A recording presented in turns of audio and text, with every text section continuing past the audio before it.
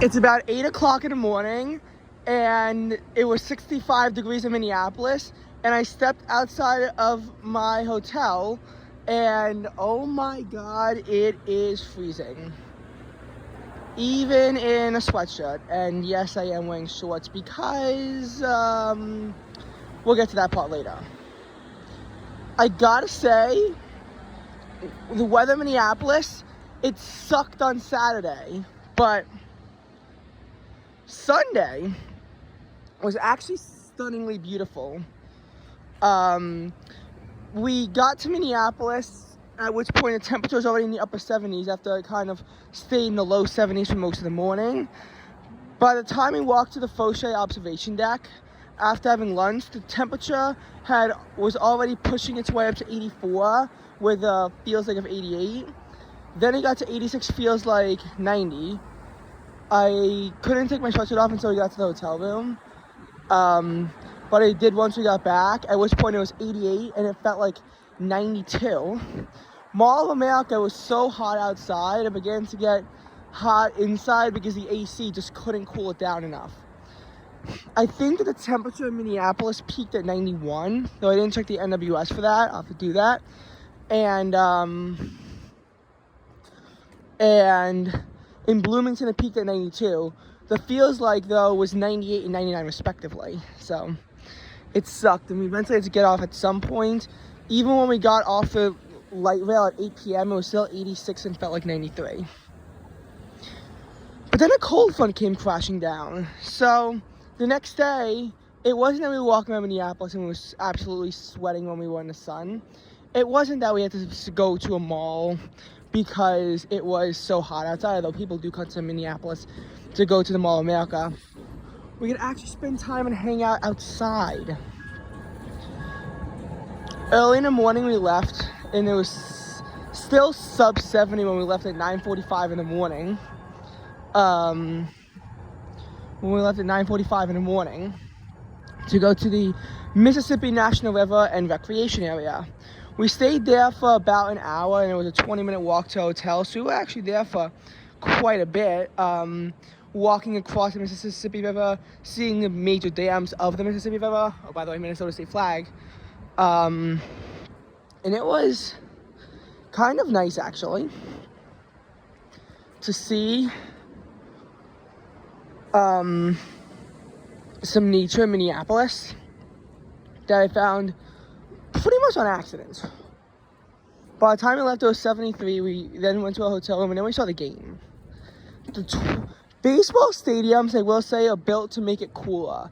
They're built to circulate the cooler air because of how hot it can get when it's normally played in the summer.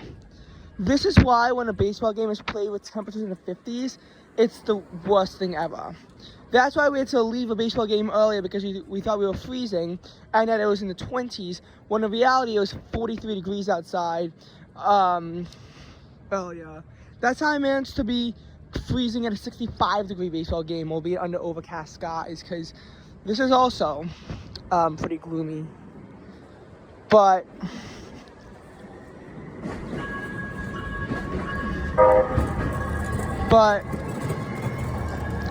what I will also say is that, that's a light rail that we had to use Saturday. What I will also say is that that's how baseball stadiums can be kept comfortable and even a little bit chilly when it's around 80 degrees. It's because of the way the circulation is built. Also, those are the overhead tunnels for blizzards. I show you some of those. I'll be going through some more of those today.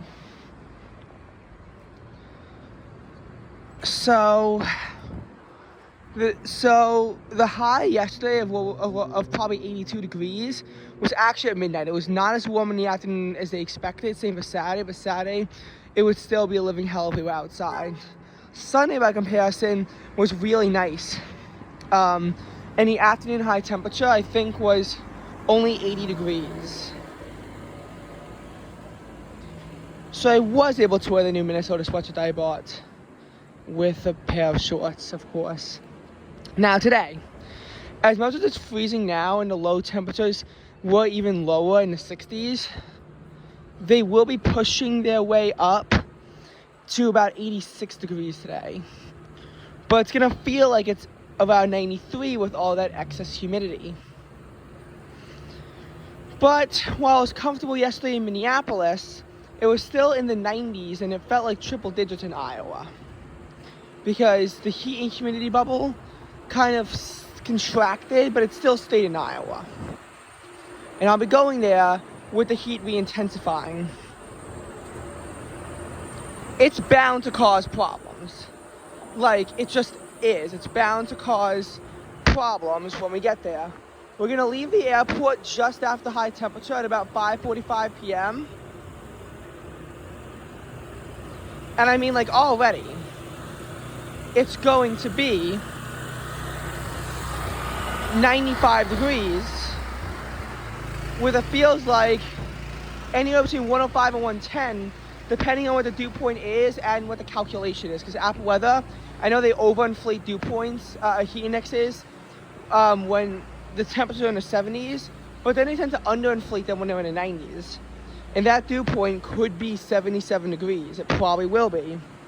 Again, Apple saying it's only going to be 105 heat index, NWS saying that the heat index is going to be 110 instead. Which number to adjust more? Probably the 110. And then we look at the weather in Ames tomorrow. It's going to hit 100 according to the NWS, and according to Apple, it's going to hit 98. Apple's putting the heat index at only 108, NWS at 113. Then you have to look at what the dew point is telling you. In calculating it, the NWS is actually really only saying that the dew point is going to be 74. Apple's saying 77. Plug in 77, you get a 114 degree heat index. I am going to melt. Des Moines on Wednesday looks to be just as bad, if not even a tiny bit worse, though dew points thankfully fall to about 70 by then. It's going to be around 82 and feel like 84 at 4:30 in the morning when we have to catch the tram. The point is that this is that right now it feels almost a little bit cooler than what it is in New York. And you know, New York is getting some of that hot weather that passed over us today, but they're not getting the heat dome. Heat dome is staying in the Midwest, and it's going to kind of be a little bit like hell when we have it. Anyway, I probably should stop this YouTube video because I have license plates to look at.